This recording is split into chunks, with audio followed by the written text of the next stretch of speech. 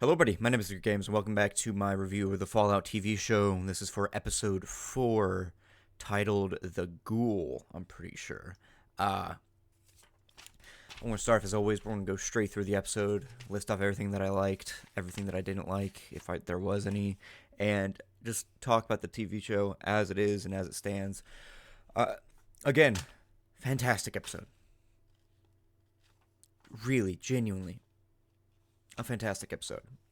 Uh, yes, I will say that there are, there's an issue halfway through the episode that like just moves really quickly, and you think, wow, that could have just been a little bit slower. But I'll get to that whenever we get there.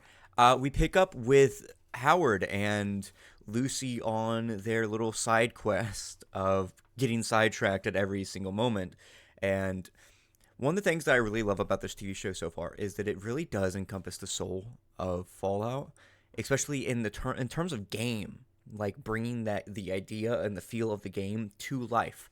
Uh, you get sidetracked all the time. You are constantly doing stuff in the Fallout games, and this is kind of just expounded upon with the fact that, yeah, you go to one place, doesn't turn out right. Okay, you go to another place. Oh, okay, and then you go to another.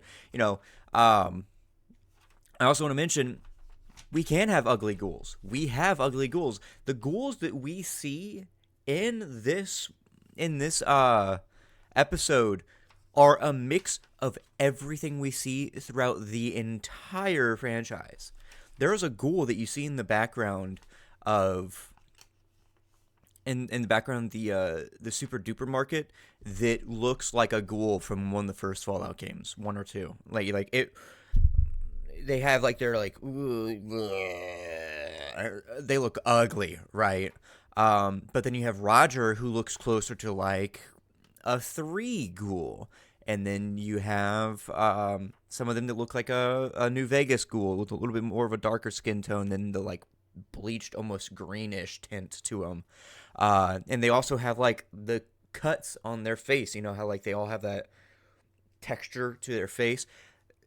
They have that there, and then you have not Roger, Howard, who looks like a Fallout 4 ghoul. But the thing with not Roger, Howard, is that Howard is obviously he still has to look like Goggins, right? He still has to have that look because obviously it's the actor. But I mean, we've been shown time and time again that you don't really have to have your face be really shown to be an actor. I mean, Pedro Pascal being the voice uh Din Djarin and uh oh my gosh, what's his name?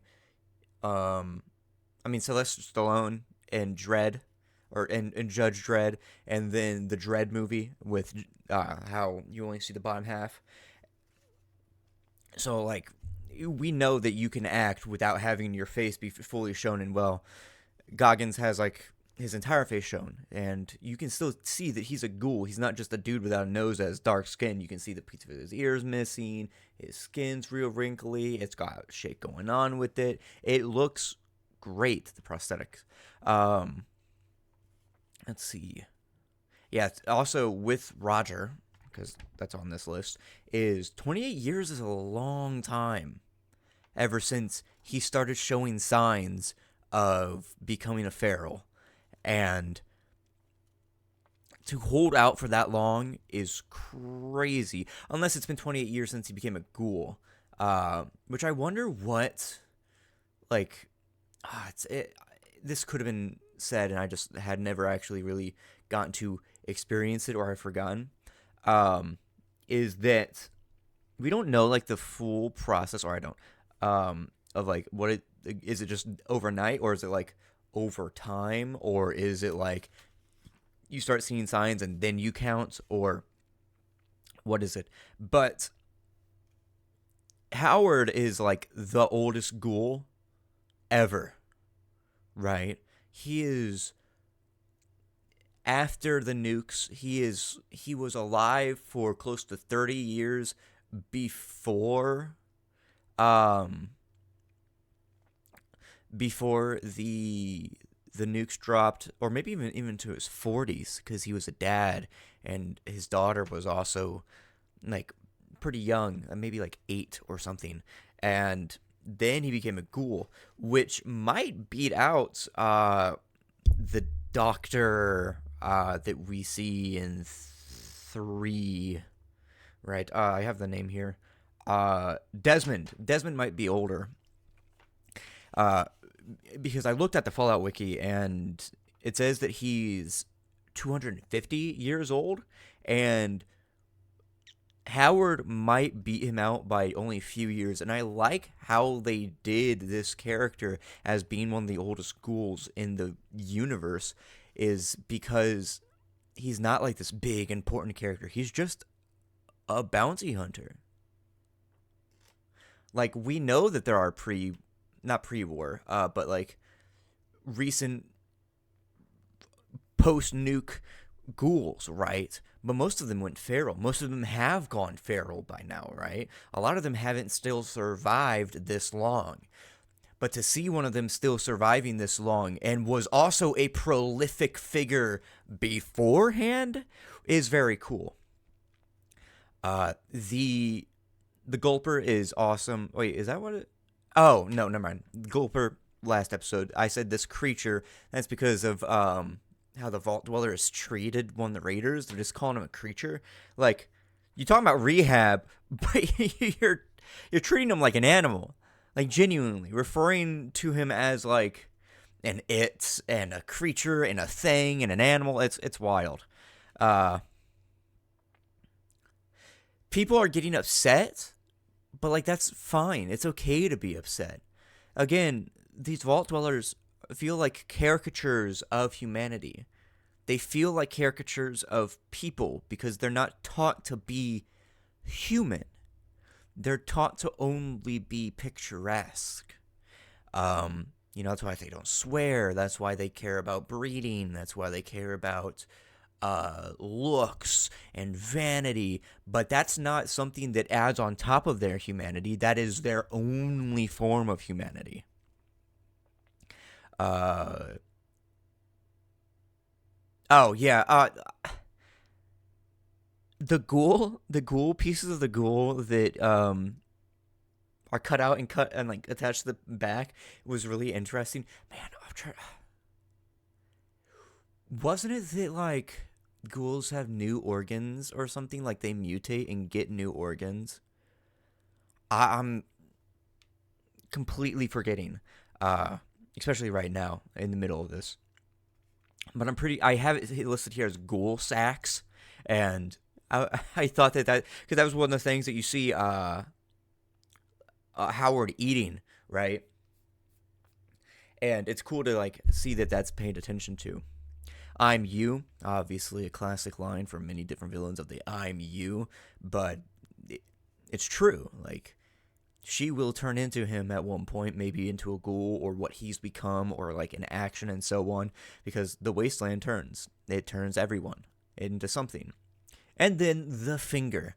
It was really interesting to see that throughout the episodes, Howard displays almost no feeling of pain whatsoever. He gets shot, he gets hit, he gets whatever, and he's just... But we clearly see that he has emotion. He has physical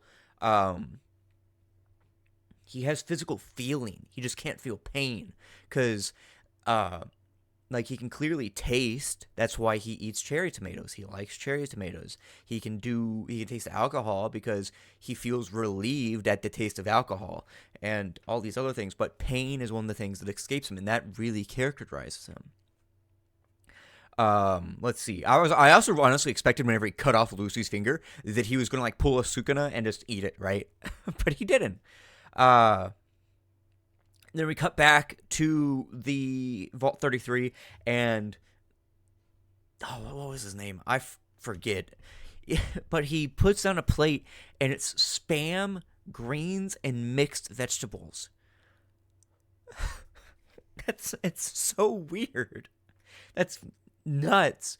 Spam. Yeah, Spam is like a cornerstone of a lot of traditional like Americana dishes, especially during the 1950s, where that was cheap canned goods that were put out, and it was at the boom of consumerism and all sorts of other stuff, and it was said as cheap, and people wanted cheap stuff. And again, one of the things with Vaults is that it is a reflection of the American 60s and 50s of how people were living in nice places, but they didn't have the money to keep up with it because of the system that they lived in. Obviously, a lot more nuance than that, but that's one of the reasons why Spam became so popular. That's why things like the ability to Jello cake things and the Jello them were so popular, was because it was a trend. It was fashionable. It was manufacturing ideas that people wanted to then do. So that's why whenever you see the 1950s, there's things like Spam that exist that was for these like middle class people to buy to but still feel like they were participating in the consumerism of that era. But moving on from that, I really did enjoy just seeing that with the Vault Dwellers because it was cool. I also like how the show really pays attention to the idea of selling how weird the vaults are and how like how they just got something going on with them. Every single one has something going on with them, and it's cool that we get more of that. All right.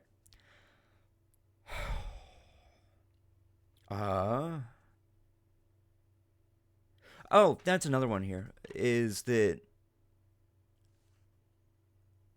what does that say? Okay. My handwriting is really bad. Um, the husband of the one girl, the eye patch, they talk about how like he loves shoes. He loves shoes, right? And I thought that was really funny. Cause yeah, like people have their thing, but then they kind of like dismiss it as something weird, against the norm or whatever, and that's so stupid. Um, and oh my god, the dialogue between them are so awkward, and it's purposeful. It's not like their line delivery is bad. It's just that the dialogue itself is awkward because these aren't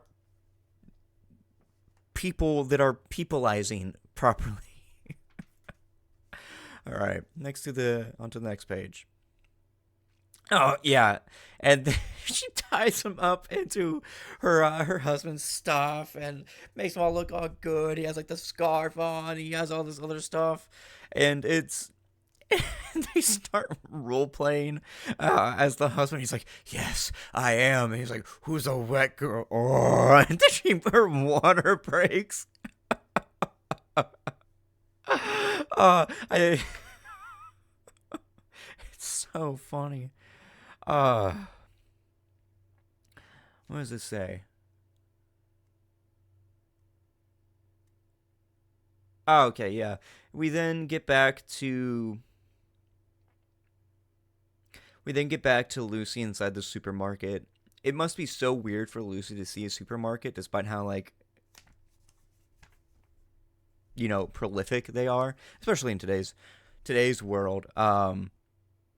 I wonder if she knew what a supermarket was whenever she saw it. Like, was she taught about the consumerism of pre-war America and everything, about how they, stopped having individual shops for everything and started just localizing it under one roof, and it was all sold by one company and one person and everything like that. Like, I don't want to keep dissecting the messages and the themes of Fallout, but they're they're there in the show, and I like that they're keeping with that. Um,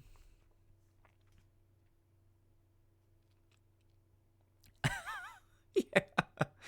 It's always so weird, especially I'm gonna go back to the supermarket thing. Is that supermarkets were really weird, like just as a concept. Like nowadays, it we still have supermarkets, Walmart, everything, Target, like that, but they've moved away from what they were in like the later decades of the 20th century, and into like this newer one that's just more like sterilized and localized and everything. It's just come and get in, get out kind of situation. But beforehand, that's why you see those rides. That's why you saw like little coin things and everything like that for children to play, was because they were supposed to gather in people. They were supposed to have like be like a thing, right? Like, oh, let's go hang out at the mall.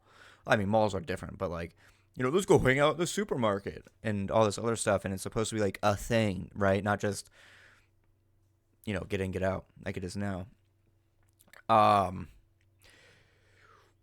does it say? Oh, okay. Uh, see, uh, oh my God, the name of the robot is escaping me. Snip Snip, but I'm forgetting like the model of what he is. He's so funny because he goes, "It seems that you are a woman. You seem to be a woman," and that's a really funny line. But oh my fucking God, do I know that it's going to be the worst shit ever? It is going to be horrid.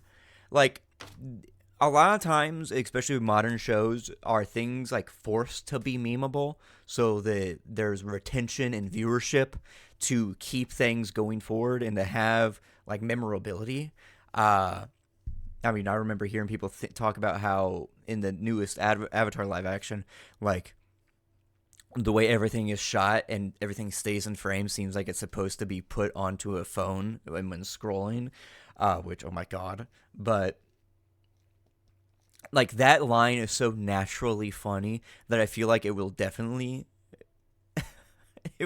become a meme. But I also know that it will be used by just the worst people making misogynistic comments. Like someone in the comments says something, and then it like all the response is snarky, going, "It appears to be you are a woman," or they black it out and say some bad shit. Maybe it'll be funny that they'll like shift it around. But then again, I also know that it'll just be used by a bunch of transphobes probably. Other than that, whenever Snip Snip repairs the finger, also by the way, the actors of the two like little raiders at the front are so funny.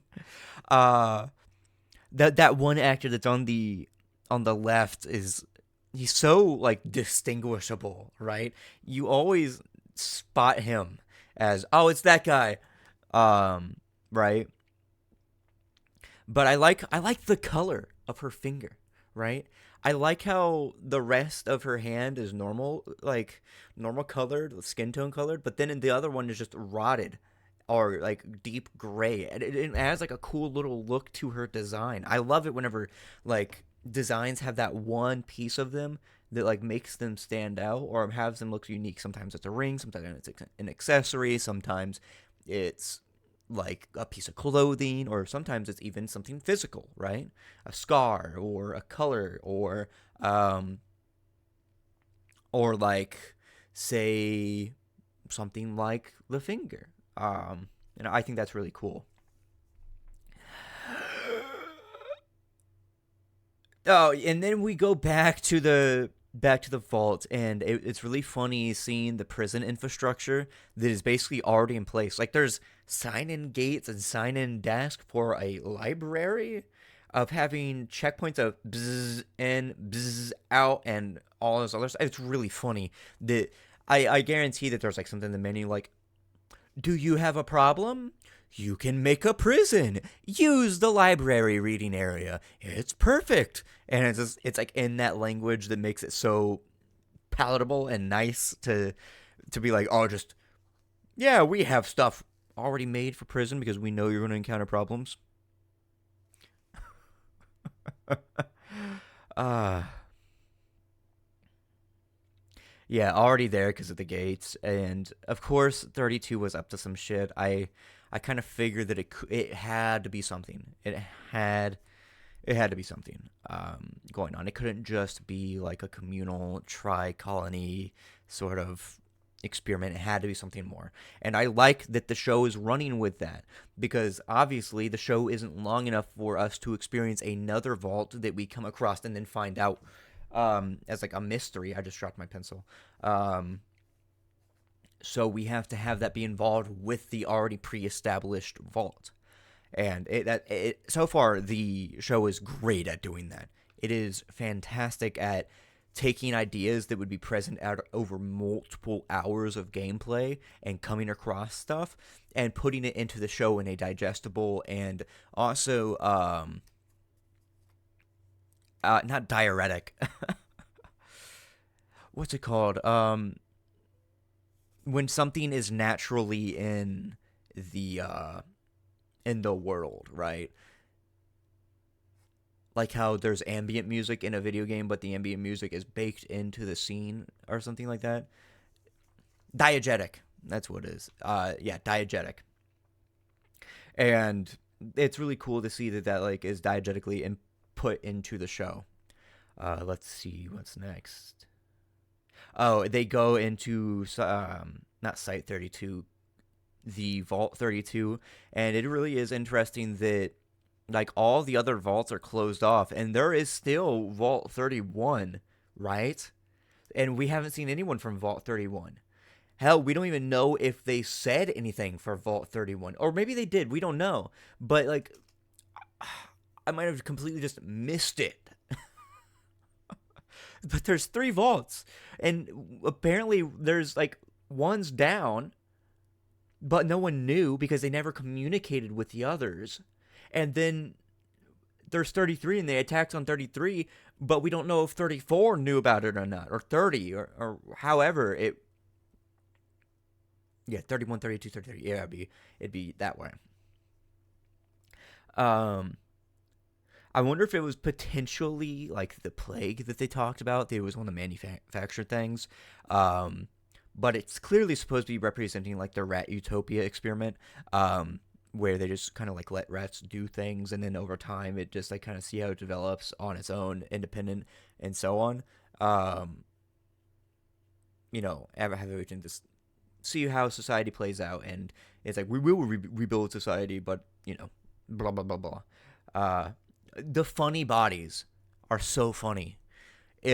One of the things that I mentioned or didn't mention in the first review is that there's a lot of funny bodies in the background, and that is perfect because there's one with like a foosball table handle stabbed into him. One of them has a fork and a knife, in a toaster, and oh my god, the bodies look so funny. Like you can see like the director like tied up like this, and you just know he was tied up that way, strangled, and beat the fuck out of. And you see bits of that they just go crazy in the very beginning, because we know that some vaults didn't have combat training and they were meant to just be one way, but it seems that all of them had like training and just rage, and again, type 90 or type 100 spraying with a pregnant woman. Let's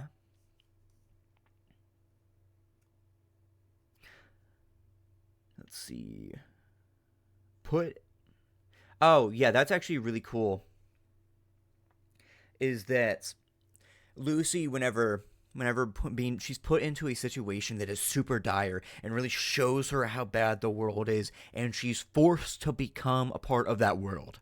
I love that trip. I love it whenever a character is has like an idealistic idea, but is put into a world or put into a situation even after seeing so much of the world that really forces her to do something, and she still sticks to her ideals at the very end of the day. But it is also really interesting and very symbolic that her first kill is with oftentimes the first weapon you get in Fallout, a 10 millimeter. I think it's been twice or something that you've started with a 10 millimeter. I mean, everybody knows that that's what you start with at, well, depends. You can pick one up first and 4, but there's also the baton and other shit. And then there's the 22 variant rifle that you get in New Vegas. But it's really interesting to see that her first kill was a remnant of humanity, a piece of humanity gone, rotten, and feral. That is, if it's purposeful, fucking amazing writing. Amazing writing. New armor set. walks out, and she's got the thing. Well, that's something I always wish that was implemented into armor sets more in Fallout, is that whenever you like the first early sets of armor that you would like logically come across has the vault suit implemented into it, because, well, realistically, as a vault dweller, you would be having to rely on the vault suit that you come with, and you wouldn't want to just get rid of it immediately, especially after wearing it for so long. And then we get Howard walking through, and he's drinking, he's celebrating, he's licking cocaine.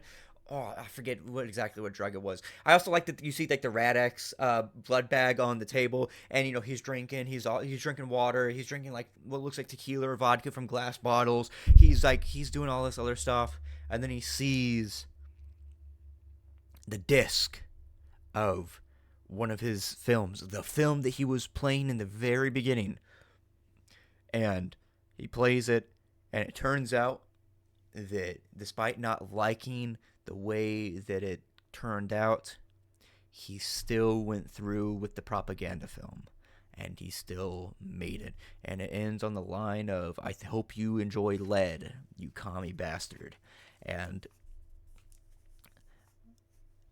this is just on the nose. It really, really is. And I love how on the nose it is. I love it, of how, the idea that like America is painting shit in a bad light, labeling everything communist, all this other stuff, Red Scare, all sorts of other shit. I love it.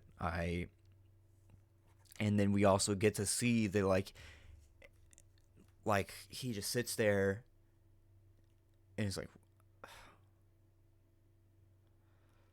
holy shit. And then it ends. What an amazing episode. I heard that after that 5 and 4 are horrible. I don't know. I'll let you guys know if it is or not. It'll probably be in the thumbnail of "it's not bad" or something like that. I still haven't gotten any comments on any of these videos yet about anything, except for a single person saying no, which was really funny. I say yes because I've been really enjoying this. Other than that, let me know what your thoughts are down in the comments. Do you enjoy Fallout? Other than that, I'll see you guys in the next one. Click.